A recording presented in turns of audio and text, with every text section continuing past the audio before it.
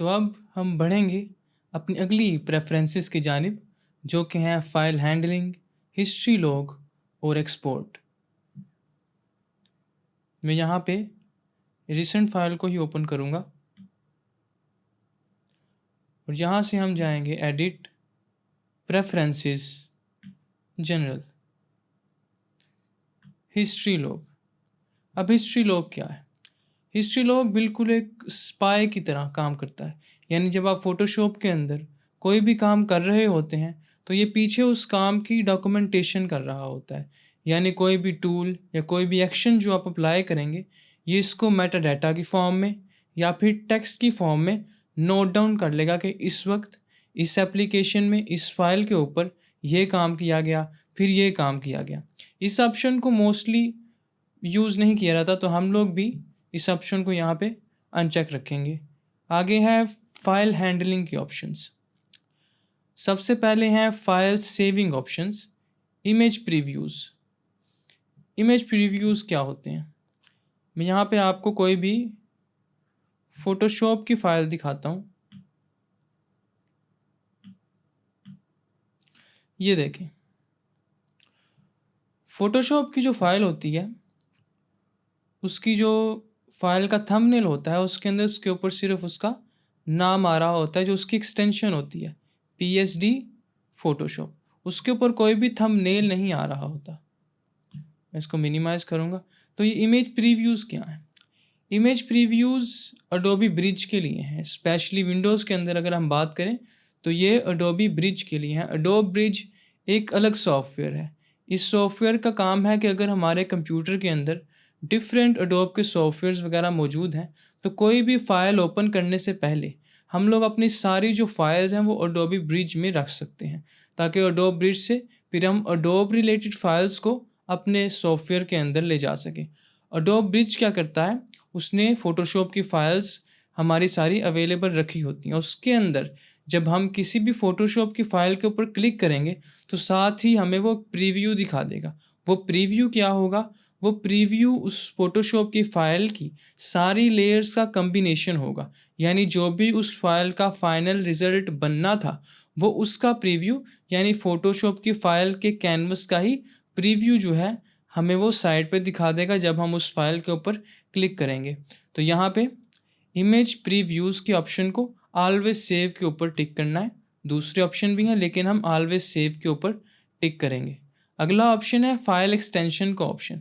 यहाँ पे आप यूज़ लोअर केस को सिलेक्ट करेंगे, क्योंकि अपर केस जो है वो ज़रा अच्छा नहीं लगता। ये फाइल एक्सटेंशन क्या है?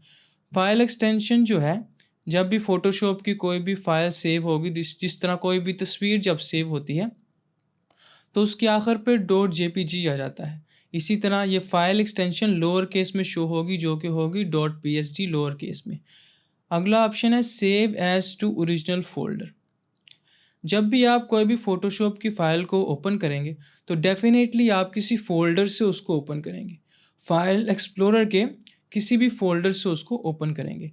Save as to original folder का मतलब ये है कि अगर आपने उस फ़ाइल को ओपन करके दोबारा सेव एज़ करना है, यानी किसी नए नाम के साथ आप उस फ़ाइल को दोबारा सेव एज़ करेंगे, तो वो जब आप सेव एज़ करेंगे, तो वो वही ओरिजिनल फ़ोल्डर में सेव एज़ करेगा जहाँ से आपने पहली फ़ाइल को उठाया है। तो save as to original folder को मैं टिक कर रहा हूँ। आगे है save in background. Save in background Adobe Photoshop के पुराने सॉफ्टवेयर्स के अंदर जब भी आप किसी भी फ़ाइल को सेव करते थे, तो वो फ़ोटोशॉप को इस्तेमाल करते हुए उसी फ़ोटोशॉप के अंदर ही सेव हो रही होती थी। यानी आप फ़ोटोशॉप के अंदर एक फ़ाइल को सेव करते हैं, कंट्रोल एस, सेविंग का ऑपरेशन चल रहा है और आप साथ कोई भी काम कर रहे हैं फ़ोटोशॉप के अंदर। तो वो जो काम आप कर रहे होते थे, सेविंग होने की वजह से उस काम के अंदर लैग आ जाता था। तो इसीलिए उन्होंने नए सॉफ्टवेयर के जो वर्जन है, उनमें सेव इन बैकग्राउंड को ऑप्शन दिया है।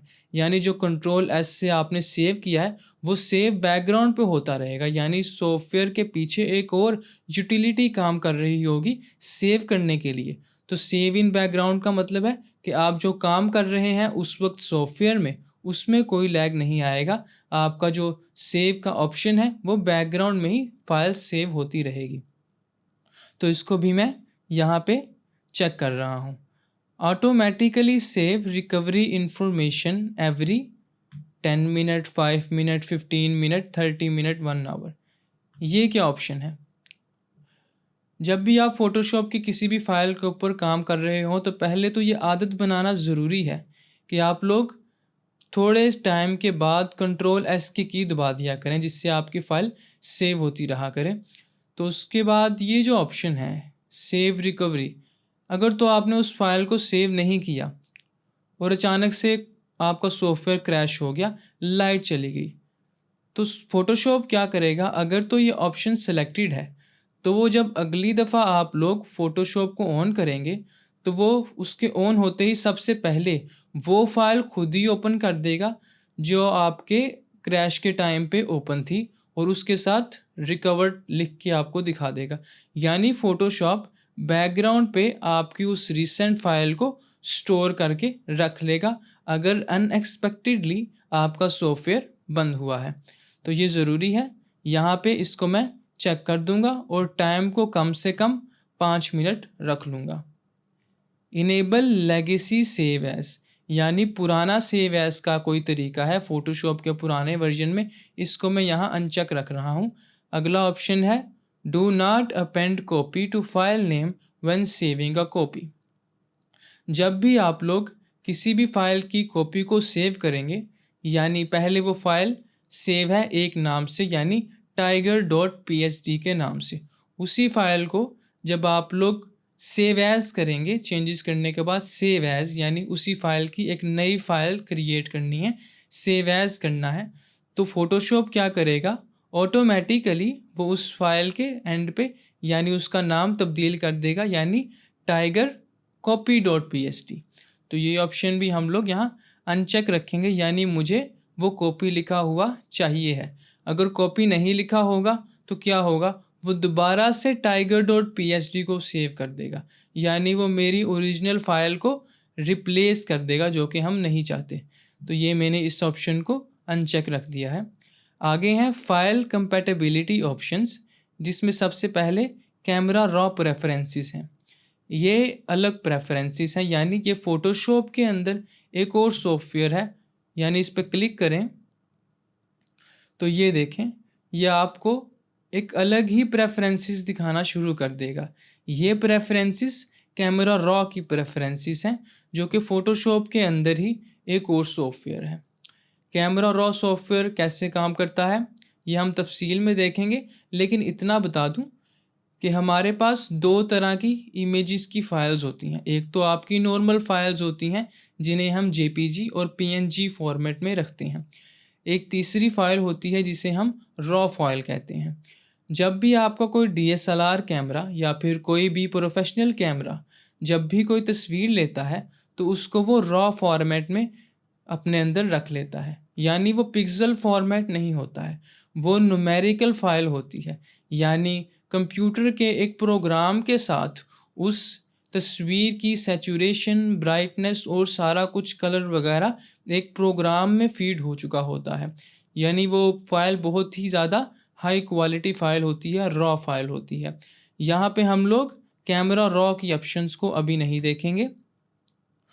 और आगे हैं हमारे पास prefer Adobe camera raw for supported raw files. इस ऑप्शन को हम लोग चेक कर देंगे कि जी हाँ, जब भी मैं रॉ फाइल को ओपन करूँगा तो मैं उसको कैमरा रॉ में ओपन करूँगा।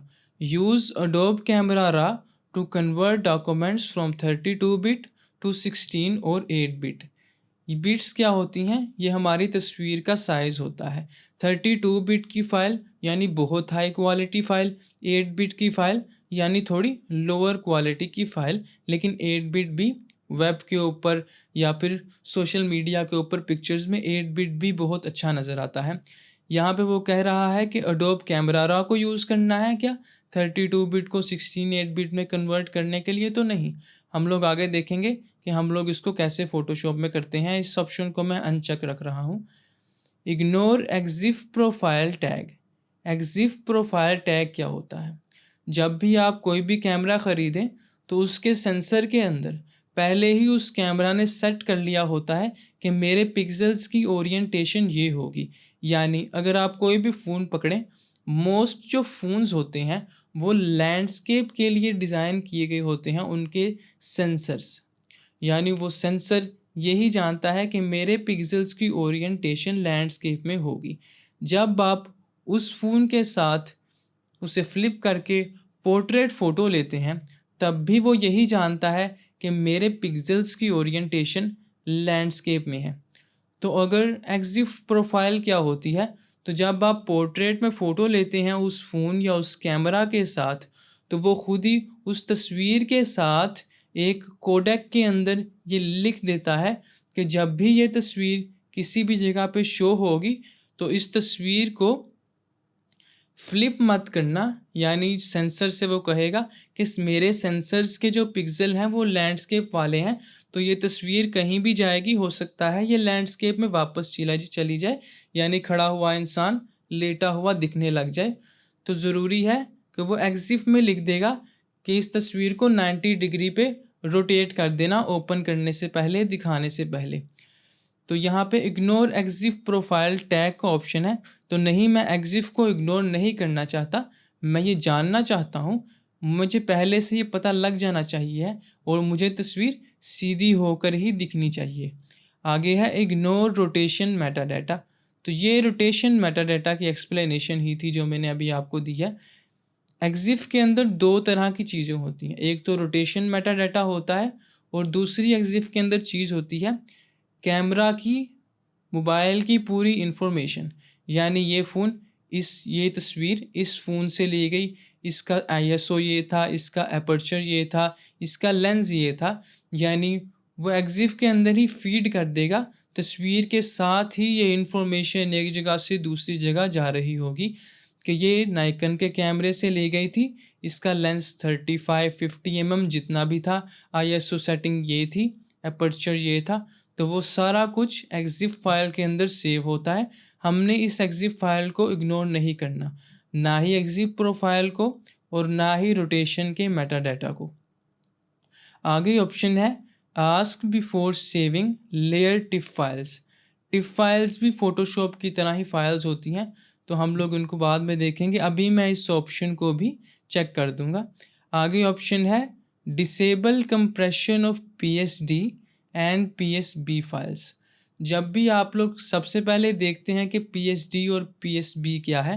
पीएसडी हमारी नॉर्मल फाइल है, यानी छोटे साइज़ की नॉर्मल फाइल। लेकिन अगर आप जब बहुत बड़े प्रोजेक्ट्स पे काम करेंगे, तो फ़ोटोशॉप ऑटोमेटिकली उसे एक नए फॉर्मेट में सेव करेगा, पीएसडी की जगह पीएसबी। पीएसबी का मतलब ये है कि लार्ज फ़ोटोशॉप फाइल, यानी ये 1 जीबी या उससे भी ज़्यादा की बहुत बड़ी फ़ाइल है, तो उसको वो पीएसबी कह के सेव करेगा। Disable compression of PSD and PSB files क्या है? फ़ोटोशॉप जब भी किसी फ़ाइल को सेव करता है, तो वो उस फाइल को कंप्रेस कर देता है ताकि उसका साइज़ जो है वो मैनेजेबल रहे, और जब आप उस फाइल को दोबारा ओपन करते हैं, तो वो उस फाइल को डीकम्प्रेस करके ओपन कर देता है। यानी वो फाइल की क्वालिटी को चेंज नहीं कर रहा है, फाइल की क्वालिटी वही हाई क्वालिटी रहती है, लेकिन वो साइज़ को छोटा करने के लिए उसको कंप्रेस कर देता है और ओपन करने पर डीकम्प्रेस कर देता है। अगर मैं इस ऑप्शन को डिसेबल कर दूं, कंप्रेशन के ऑप्शन को, तो हाँ, फ़ोटोशॉप जब फाइल को सेव करेगा तो वो बहुत तेज़ी से सेव कर लेगा, लेकिन फ़ाइल का साइज़ बहुत लार्ज होगा क्योंकि फ़ोटोशॉप ने उसको कंप्रेस नहीं किया। कंप्रेस हो या ना हो, फ़ाइल की क्वालिटी ज़ाया नहीं होगी, इसीलिए मैं इस ऑप्शन को अनचेक ही रख रहा हूँ। आगे ऑप्शन है maximize PSD and PSB file compatibility. यानी मुख्तलिफ फ़ोटोशॉप के वर्जन्स के अंदर जब सेम फाइल को ओपन किया जाएगा, तो वो अपनी उसी इंटेग्रिटी के साथ उसी अंदाज में ओपन हो, चाहे उस पीएसबी फाइल को या पीएसडी फाइल को कहीं भी ओपन किया जाए। तो इस ऑप्शन को मैं ऑलवेज पे टिक करूँगा। आगे है recent file list contains 20 files. Recent files कहाँ पे थी? यहाँ पे मैंने सारी ऑप्शंस को चूँकि सेट कर लिया है, तो इसीलिए मैं ओके का बटन दबाऊँगा। यहाँ पे ऊपर ये घर वाले ऑप्शन पे आऊँगा, इस पे क्लिक करूँगा, ये मेरी होम स्क्रीन है। यहाँ पे ये जो फाइल्स नज़र आ रही होंगी, इनको हम लोग रीसेंट फाइल्स कहेंगे। मैक्सिमम रीसेंट फाइल्स की लिमिट्स का क्या मतलब है? कंट्रोल के प्रेस करूँगा, फाइल हैंडलिंग में जाऊँगा, यानी जब मुझे ये रीसेंट फाइल्स शो करे तो ये सिर्फ मुझे 20 फाइल्स शो करे, मेरी स्क्रीन पे ज़्यादा फाइल्स शो ना करे। तो इस ऑप्शन के अंदर मैं थोड़ी सी चेंजिंग करता हूँ, और वो ये कि मैं अपने वर्क फ्लो में यहाँ पे 0 फाइल्स सेट करता हूँ, लेकिन आप लोग कुछ भी सेट कर सकते हैं। लेकिन मैं यहाँ पे, क्योंकि मैं जब भी फ़ोटोशॉप को ओपन करना चाहता हूँ तो मैं अपने सामने बहुत सी फाइल्स नहीं देखना चाहता, जिस तरह से मुझे यहाँ पे नज़र आ रही थी और अब नहीं आ रही हैं, क्योंकि मैंने उसको 0 पे सेट कर दिया है। तो ये ऑप्शन रीसेंट फाइल्स को हाइड करने के लिए भी, ये ऑप्शन थोड़ा छुपा हुआ है लेकिन मौजूद है, रीसेंट फाइल्स अगर नहीं देखनी है। क्योंकि जब आप फ़ोटोशॉप के अंदर कोई भी नया प्रोजेक्ट शुरू करने वाले होंगे तो आप ये नहीं देखना चाहते कि मैंने पहले क्या काम किया था। अपने विजुअल को, अपनी आइज़ को बिल्कुल फ्रेश रखना चाहते हैं नए काम के लिए, नई फाइल के लिए। तो ये ऑप्शन रीसेंट फाइल्स का ऑप्शन था। यहाँ पे फ़ोटोशॉप के साथ ही PS के साथ एक बैक जाने का आइकन है, मैं इसको प्रेस करूँगा, मैं अपनी फ़ाइल पे वापस आ जाऊँगा। अगली प्रेफरेंसेस की तरफ जाते हैं। एक्सपोर्ट की प्रेफरेंसेस क्या हैं? यानी जब भी फाइल एक्सपोर्ट होगी, फ़ोटोशॉप से बाहर जाएगी। Quick export format. Quick export format क्या होगा? यहाँ पे देखें, ये समझें कि मैंने एक फ़ाइल अपनी जो है वो कंप्लीट कर ली है, मैंने इसके अंदर जो भी एडिट करना था वो कर लिया है। फाइल एक्सपोर्ट, एक्सपोर्ट का ऑप्शन मुझे यहाँ पे नज़र आने लग गया है, और यहाँ पे एक्सपोर्ट के दो ऑप्शंस हैं। एक है क्विक एक्सपोर्ट एज PNG और दूसरा है एक्सपोर्ट एज। तो ये जो प्रेफरेंस थी वो इस एक्सपोर्ट की थी, क्विक एक्सपोर्ट की, क्योंकि एक्सपोर्ट एज पे क्लिक करने पर ये मुझे एक बहुत बड़ी सी विंडो दिखा देगा जिसमें मैं डिफरेंट ऑप्शंस, उसकी लोकेशंस, उसकी हाइट, विड्थ, स्केल, चीज़ों को आल्टर कर सकता हूँ। कैंसिल करूँगा, लेकिन जब क्विक एक्सपोर्ट पे क्लिक करूँगा तो वो डायरेक्टली मुझसे पूछ लेगा कि कहाँ एक्सपोर्ट करनी है, यानी इसमें कोई भी चेंजिंग अब नहीं होगी। अब आप इसको क्विकली एक्सपोर्ट कर रहे हैं। कैंसिल करूँगा, एक्सपोर्ट। एक्सपोर्ट के अंदर सबसे पहला ऑप्शन है यहाँ पे PNG का, फिर JPG का और फिर GIF का। यहाँ पे हम लोग PNG ही रखेंगे। PNG जो कि तस्वीर का सबसे हाई क्वालिटी का स्टैंडर्ड होता है, PNG फाइल, जिसके अंदर ना सिर्फ आपकी तस्वीर सेव हो सकती है, यानी भरी हुई तस्वीर भी सेव हो सकती है, और दूसरा ट्रांसपेरेंट तस्वीर भी सेव हो सकती है, यानी उस तस्वीर के अंदर कुछ जगह भरी हुई है और कुछ जगह ट्रांसपेरेंट है, तो उसे हम सिर्फ PNG में सेव कर सकते हैं। अगला ऑप्शन है, बल्कि इसी की आगे देखें ऑप्शंस हैं कि हाँ, ट्रांसपेरेंसी प्रिजर्व करनी है, उस ट्रांसपेरेंसी को किसी और रंग से नहीं भरना है, उसको प्रिजर्व करके रखना है। उसके बाद दूसरा चेक है कि स्मॉल फाइल, तो डेफिनेटली मुझे स्मॉलर फाइल नहीं चाहिए, मुझे अपनी हाई क्वालिटी की ओरिजिनल फाइल चाहिए। दूसरा ऑप्शन है यहाँ पे JPG का ऑप्शन। JPG का ऑप्शन के अंदर यहाँ पे क्वालिटी पूछेगा कि क्या क्वालिटी चाहिए, तो 85 एक नॉर्मल क्वालिटी है JPG की, अच्छी क्वालिटी है बल्कि। तीसरा ऑप्शन ये देगा GIF का ऑप्शन, जो कि डेफिनेटली हमें नहीं रखना, हमें तस्वीर बाहर ले जानी है। सबसे हाई क्वालिटी का ऑप्शन पहले ही डिफ़ॉल्ट में सिलेक्टेड है, तो इसको मैंने सिलेक्ट कर लिया है। क्विक एक्सपोर्ट लोकेशन, यानी जो अभी हमने क्विक एक्सपोर्ट को देखा है उसकी लोकेशन क्या होगी। Ask where to export each time, यानी वो मुझसे हर दफ़ा पूछे कि मुझे इस फाइल को कहाँ पे सेव करना है, यानी वो पहले ही मुझसे पूछ ले कि इस फाइल को कहाँ लेके जाना है। दूसरा ऑप्शन है कि export files to an assets folder next to the current document. इसका मतलब ये है कि जब भी इस फाइल को मैं एक्सपोर्ट करूँगा, क्विक एक्सपोर्ट करूँगा, तो ये मुझसे पूछेगा नहीं कि इस फाइल को सेव कहाँ करना है, बल्कि जिस जगह से आपने उस फोटोशॉप की फ़ाइल को ओपन किया था वो उसी फाइल के साथ एक फ़ोल्डर बनाएगा और उसके अंदर आपकी तस्वीर को एक्सपोर्ट कर देगा। इस ऑप्शन को मैं अनचेक करूँगा और ऊपर वाले को चेक करूँगा कि मुझसे पूछो हर दफ़ा कि एक्सपोर्टेड फाइल कहाँ जाएगी। क्विक एक्सपोर्ट मेटाडाटा, इस ऑप्शन को आपने नन रख देना है। क्विक एक्सपोर्ट कलर स्पेस, जब भी आप किसी तस्वीर को एक्सपोर्ट करेंगे, क्विक एक्सपोर्ट की कलर स्पेस क्या होगी, तो डेफिनेटली जब कोई तस्वीर एक्सपोर्ट हो रही है तो मकसद बिल्कुल वाज़ेह है कि वो तस्वीर वेब पे जाएगी, यूट्यूब पे जाएगी, इंस्टा पे जाएगी और इस तरह के दूसरे वेब पेजेस पे जाएगी, इंटरनेट की दुनिया में जाएगी। वो तस्वीर प्रिंट नहीं होगी, क्योंकि अगर वो प्रिंट होनी होती तो वो पीएसडी फाइल रहती या पीडीएफ फाइल बनती। तो क्विक एक्सपोर्ट है, यानी वो पिक्चर बन रही है। वेब के अंदर जब भी कोई पिक्चर शो होगी तो उसके लिए अच्छी कलर प्रोफाइल है sRGB colour profile. Colour profile क्या होती है?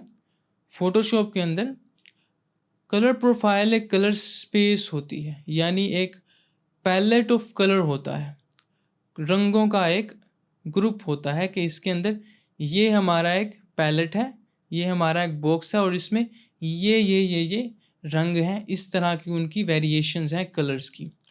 RGB नाम की एक कलर स्पेस होगी, sRGB नाम की कलर स्पेस होगी, CMYK के नाम की भी एक कलर स्पेस होगी, जो हम तफसील में देखेंगे।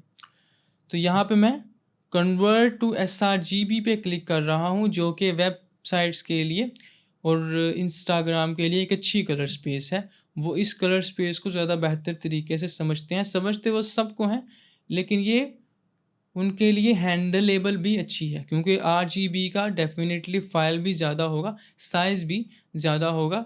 तो sRGB का कलर स्पेस थोड़ा सा छोटा कलर स्पेस है। एक्सपोर्ट एज लोकेशन, अब ये एक्सपोर्ट एज का पूछ रहा है, क्विकली एक्सपोर्ट का नहीं पूछ रहा। तो एक्सपोर्ट एज की लोकेशन क्या होगी? Export assets to the location of the current document, यानी फ़ाइल को वहीं पे एक्सपोर्ट कर दो, तस्वीर को, जहाँ से ये डॉक्यूमेंट खुल के आई है। और दूसरा ऑप्शन है कि export assets to the last specified location. तो हम लोग इसमें ये ऑप्शन सेलेक्ट करेंगे कि यहाँ जहाँ मैंने पहली फ़ाइल एक्सपोर्ट की थी वहीं पे इसको दोबारा एक्सपोर्ट एज करना है। आगे हमारे पास ऑप्शंस हैं। लेगेसी का ऑप्शन है, मैं अनचेक ही रखूँगा। तो ये थी हमारी फ़ाइल हैंडलिंग, हिस्ट्री लॉग और एक्सपोर्ट। एक्सपोर्ट को देख लें, मैंने ये ऑप्शंस जो हैं वो इसमें सिलेक्ट किए हैं, इसको मैं ओके भी ज़रूर करूँगा। तो यहाँ पे हमारी ये 3 प्रेफरेंसेस भी सिलेक्ट होगी और यहाँ पे हमारे इस लेक्चर का अख्तिताम होता है। अब चलेंगे अगले लेक्चर की तरफ।